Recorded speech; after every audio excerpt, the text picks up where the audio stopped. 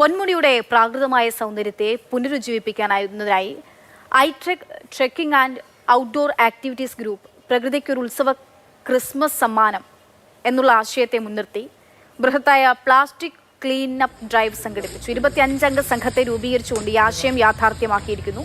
സ്ഥാപകൻ സുരേഷ് സാം ചാണ്ടിയുടെ നേതൃത്വത്തിൽ വോളണ്ടിയർമാരുടെ സംഘം 2 പ്രധാന സ്ഥലങ്ങൾ ലക്ഷ്യമിട്ട് പ്ലാസ്റ്റിക് മാലിന്യങ്ങളുടെ കൂമ്പാരങ്ങൾ നീക്കം ചെയ്ത് പ്രദേശത്തിന്റെ പ്രകൃതി ഭംഗി പുനഃസ്ഥാപിച്ചു.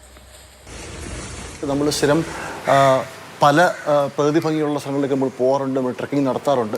ഇത് നമുക്ക് പ്രകൃതിക്ക് തിരിച്ചു കൊടുക്കുവാനുള്ള ഒരു അവസരമായിട്ട് നമ്മൾ 25 പേരോളം നമ്മൾ പൊന്മുടി പോയി ഒരു മാസീവ് പ്ലാസ്റ്റിക് ക്ലീനപ്പ് ഡ്രൈവാണ് നടത്തിയിട്ടുള്ളത്. എസ്പെഷ്യലി തിരുവനന്തപുരം ജില്ലയുടെ പല വനമേഖലകളിലും ഇതുപോലെ തന്നെ ഫോറസ്റ്റ് ട്രെയിൽസിലൊക്കെ തന്നെ നമ്മൾ ഇതുപോലെ തന്നെ പ്ലാസ്റ്റിക് ക്ലീനപ്പ് ഡ്രൈവ് നമ്മൾ നടത്താറുണ്ട്.